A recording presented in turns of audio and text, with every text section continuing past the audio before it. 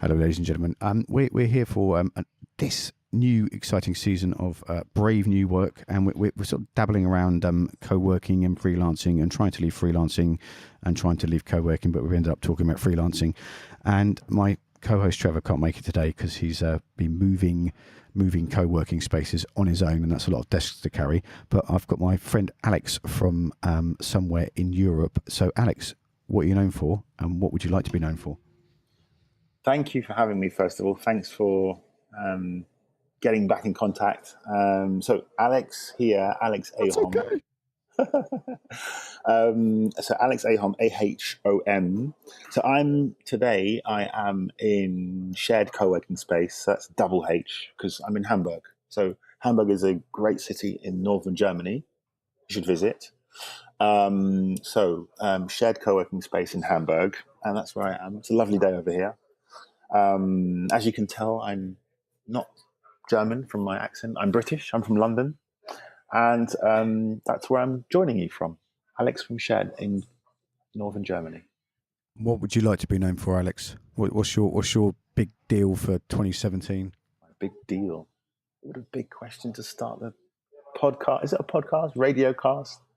What would you call it? It's a Bernie cast. Bernie cast, even better.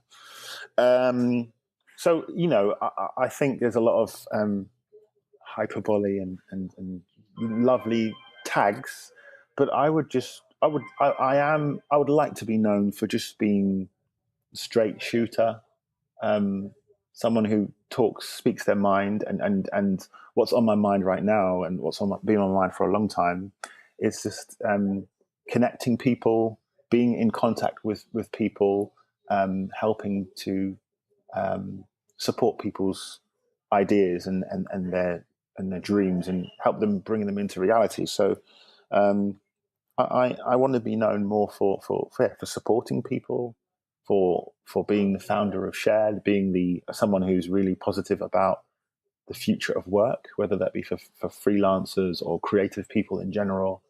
I want to be known for being someone who's really active in these conversations. And then also doing stuff, not just talking, but just doing. I'm a doer more than a talker. I'm a doer, not a talker, Michael. What's So we've been talking online and around the what do you call them, like the values of co-working, which is actually, until you brought it to my attention, it's something I practice every day. But I just forgotten what it's about at a kind of like branding level. So how's that work? Talk about those, because they are. We've just been talking for a long time before we came on air, and that's definitely a thread through the conversation. So the community, the openness, the sustainability, the collaboration, and accessibility. And how would you like that to play out around Europe in the next few months? Well, yeah, I think that these are core values, and the core is a central part of something. It's the middle, it's the heart. And as you said, you live by those values, and that's great to hear. And I think part of the Bernie brand is founded on those values. It's important. And I think fundamentally, a lot of us share these values. A lot of us love to be open, and a lot of us thrive in communities. And, as I said, these are the core values of co-working: community openness, sustainability, accessibility, and collaboration. And I think that it's important to at least know these values and get familiar with them and the benefits that they can bring. And I think I'm proud and privileged to have met a lot of people in the last few years that have benefited from being more collaborative. And I think a lot of the challenges that we have as a community, some of the answers start there. So we have an opportunity. This is the gateway of opportunity, and I think if we connect more in our communities and we're open about what our challenges are, we're open about how we can support each other, the answers are accessible to us. So and then through that accessibility, our businesses, our lives, our health, all the stuff that we think about, those things, those moments become sustainable. And those are all of those points. and that's what we need. We need sustainability. If we're healthy now, touch wood, I'm healthy, I think, and I would love that health to be sustained. And What did you? Sorry to jump in. I'm dying to ask you this. What did you learn about community moving from sunny London to sunny Hamburg, and that transition in your life that led you to opening a co-working space? You're good at questions, aren't you? So I'm from London, and I'm very vocal about my upbringing in London and the feeling I get when I'm there. I was there about 2 weeks ago, and within an hour, I'd met a lot of people who were happy to see me, and a lot of people who wanted to hear my stories and updates, and also from people who wanted my help. And it was familiar to me, and I felt at ease and at peace. And I know people who don't always have that feeling, or don't have that. I've never had that feeling. So I know the power of community and having people around you that are supportive and will tell you that you can do it, and I'll help you. And so what I learned when I came here is there's a big opportunity for more of that spirit. So it's a traditional place, Hamburg, a lot of traditions and sensibilities and things like that, and that's good. So I think the icing on that cake would be a modern day spin on what community can bring for people. So to reconnect people, and I think, as I said, I've started a co-working space after I was active in starting a community, and one of the things that I wanted to do early on was to connect with the co-working community here. So I'd call people and I'd say, well, I've just started a space. I'd love to get to know you. I looked around and there weren't many spaces. So I've started my own. I think if there were many, I would have just joined one and tried to be active in that. But there weren't many. There were like 2, if that. And so I'm here now. And so when do we collaborate? And they were like, collaborate? You're the competition. And I was like, no, you didn't read the handbook. Collaboration over competition. No, that's nonsense. And I said, well, it's not nonsense. One of the core values of co-working is community and collaboration. So we've got to meet up. And it took about a year and a half to get people on board to meet up once a month for a beer and discuss stuff. But now we do that. So I've learnt that the road to these values is not always a straight and bumpy, straight and easy road. Sometimes it's bumpy and windy, but you can do it. You can get there. And now we are planning a bus tour for all the co-working spaces in Hamburg. So the city are supporting it. People can now learn what we're all talking about and actually immerse themselves and come and have fun for a day. And so for what another learning is, even in a place where you're new, don't speak the language, don't have a network, things can change, and change for the better. What's as you were talking there, I was thinking, how can I get you to draw a comparison between, what you feel as a business co-working space owner, and then like what can you connect from that about how you see freelancers operating in your space? Because there's I was looking at this last night on Twitter, and I was thinking, that is something that I talk a lot about with Trevor. Before and after our podcast about community openness and collaboration. And there was a freelancers union survey a few years ago that said 81% of freelancers said their business comes from other freelancers. It's not from having endless coffees and pitching people. It's just working with each other, and that's the main economic engine for them. Yeah, I can see that. I think that's still the case now. I know that article, and I think it's still the case. I think in the future, not only freelancing will be affected by connectivity. I think we are connected now by technology. We're doing this Bernie cast, and then we can put it out to many people, hopefully to support those people and give them ideas and inspiration. But I'm seeing a lot of, a few companies are contacting me now and saying, well, Alex, you talk a lot about collaboration. We've seen some actions and some activities from what you've been doing. Do you think that the same could be done for our business, our huge multinational whatever business? So I think people are becoming more connected with technology, with personal connections. So freelancers have been reaping the benefits of being under one roof, whether it be for a union or a physical roof, and they're getting work that way, and they're being inspired that way. And then all the freelancers here, there's a freelancer here that, for example, she loves to run, but she doesn't want to run alone. And working from home or a coffee shop, she didn't really have many people to do that with. And we've been encouraging her to connect with other people who like running and making a running club.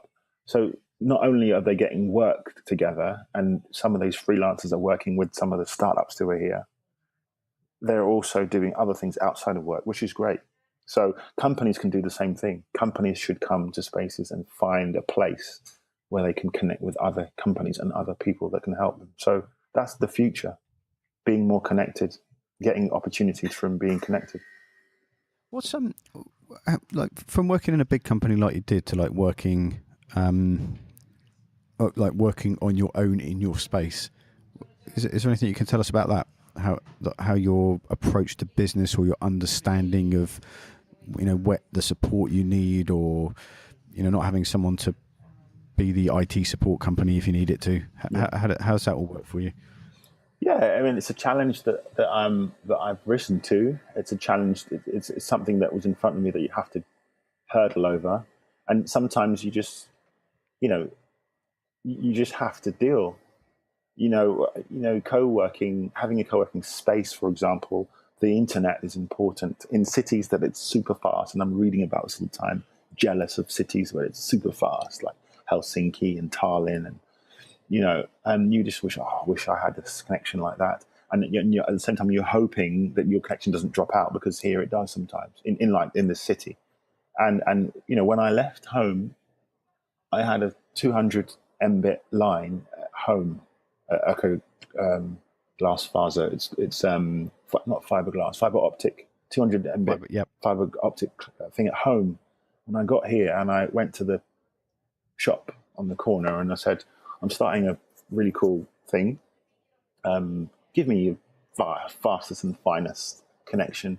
And said, 50 Mbit in a copper line. And I said, you must be joking. I've got 3 times that at home, more than 3 times. And like, no, it's the fastest here. And we had a political debate about why it's wrong to have more than you need, and everyone else is happy with 19, and why should you have 50 or 200? And so long story is that you just have to cut your cloth. You have to cut your suit with the cloth that you've got. So, and people do that. So when it comes to the line dropping out, I think the line's dropped twice over the 2.5 years. When it happens, we give free coffee, and we're thankful that we can do other things without the internet, and we reminisce about times when we worked without the internet. And now we're all so dependent on the connection, on the internet connection. But is there something else other than the internet connection? And at the same time, when I'm smiling, so we couldn't do this call without the internet. But there are other things that we can do. And the last time it happened, about a year ago or so, I said, let's all have a beer and a coffee and talk. But now you can just go home early and meet your kid from school a bit earlier. And they did. And they go for ice cream with your child. And they did. And they were happier. So it's how do you deal with problems when they come up? So yes, I work for Apple, and it's a big company. And I learned a lot over there. And a lot of that has come here with me, because it's part of me now. But I got that job because I had a diverse background. They called me out of the blue and said, you love sport, you've been involved in sport, you've worked in a big family company, you've worked in big companies, you've worked alone, we can see you've worked in groups, you've got a really diverse background. We love diversity, and we see a value in working with people and finding roles for people who have such a colourful background. ethnically you're half Jamaican, half Nigerian, usually two countries that don't mix that well. They make a lot of jokes between one another. So what happened is they called me and just said, basically, we don't really have a role for you, but we'd like to make one that suits you and your personality. And that's what happened. And I think what I'm doing now, is a bit of mentorship in there. There's a bit of camaraderie and team effort. There's a bit of recruitment in there. There's a bit of sales and marketing there. There's a bit of tech in there. So all these different things that I've done. So how do I deal with it? Doing it alone and dealing with the problems? You just live, and you just do, and you try your best, and that's it. That's what you can do. So the other thing I want to squeeze in here is about the co-working assembly. Yeah. So you've just joined that. With how could people? Let me not even pretend here. What's a good call to action? How could people get involved in that and join the European co-working conversation? Yeah, so I think I've learned a lot over the 2.5 years of doing this. I've met a lot of people. I do a lot of calls. I'm trying to learn new things and expand all the time. That's part of the reason why I decided to move countries and come to the mainland, learning opportunities and growth opportunities. And I think that a lot of people in our industry, whether you're a co-worker or someone who wants to start a co-working space, we can learn a lot from others. So why I was drawn to the European Co-working Assembly is, for me, I think the Assembly could be a real great agent to improve people's fortunes. It could be a great agent to talk about the values and benefits of co-working. It can be a great agent to connect people. There are spaces in Croatia doing great stuff, but do the spaces in south of Spain know about them? Do the spaces in Estonia know about the spaces in Luxembourg? I think they could learn lessons and share stories and experiences. So what I want to do at the Assembly is 3 things: to promote co-working and the movement, push it forward, to connect people and be a contact as well, and as well as talk about the benefits and values of co-working. And I think from there we have a good core again to grow from there outwards. And I'm going to try to do my best in terms of being in contact. So people can reach out to me there, but also I have my own avenues as well. So I would like people to join the conversation. If you want something from the official Co-working Association of Europe, get in contact and tell us what it is. What should this association do for you and your space or your work? What do you think you can get from us? So let us know. That's what I would like people to do. So in terms of getting in contact with me personally, I'm on Twitter quite a lot. I'm on Facebook quite a lot. So my Twitter handle is, I did it a long time ago, 2008. So you have to give me a pass. It's the Ledge 80. So the THE Ledge, which is LEDGE 80. So the Ledge 80. That's me. And my Facebook is, I have a Facebook page. So it's Alexander Ahom. So Alexander and then Ahom, which is AHOM for mother. So it's Alexander Ahom on Facebook, or the Ledge 80 on Twitter. So you can reach me personally and we can talk about sharing, freelancers, future of work, connectivity, collaboration, co-working, all that stuff. I'm very happy to speak about those things. And I would love to involve people in the culture and the movement. All those things are coming up in the next few weeks, because we have the OuiShare Fest in Paris, which is in July.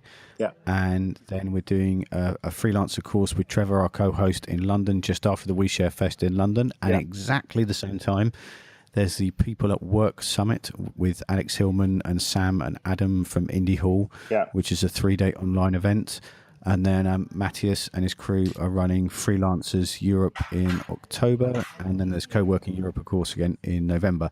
So there's a lot of touch points in the next 6 months for the. Yeah, like my favourite people are freelancers that work in collaborative spaces because I've just I'm one of those. That's the way it's going. And there's that's the that's one of the ways. One of the reasons it was a good little place to kick off here for our next season of Brave New Work is that freelancey co-working thing. And sometimes sometimes these things don't all join together. And I hope between us having conversations like this, we will be able to get people more connected, because there's a lot of, as we were saying before we came on air, a lot of the great conversations happened in the the corridors and the bars at Co-working Water Europe. cooler and stuff like that. Yeah, exactly. Okay, so we're gonna wrap it up there because I'm squeezing this in, and I just had to speak to Alex before I went around the corner to Ravi's for lunch with the gang. But is there anything else? Any words of wisdom you'd like to finish with here, Alex? Well, I like to. I can talk, but I also want to listen more, and so I would love to leave the opportunity for the words of wisdom for everyone listening and all the people who want to have a voice. So as I said, if you're a freelancer, if you want to start a space for a freelancer or a community for a freelancer, if you want to start a co-working space, get in touch with me as someone who is trying to be involved or is now involved with the European Co-working Assembly, something which has existed, which the people involved are moving on to their next chapter, and I'm moving in with Janine for our next chapter. So just get involved if you want to talk on that level. If you just want to talk in general because you like the name Alex, or you like Hamburg and you want to come here and you want to know some tips, whatever it is, there's always a good reason, and I won't bite to get in touch. So and I think a lot can come from being in contact with people. So I will leave the opportunity just for a great soundbite and a great segue for everyone who's listening. Get in touch, and we can make some minor changes that can have a big impact. Brilliant. Thanks so much for your time today, Alex. Bye. No problem. Bye. Are you still recording?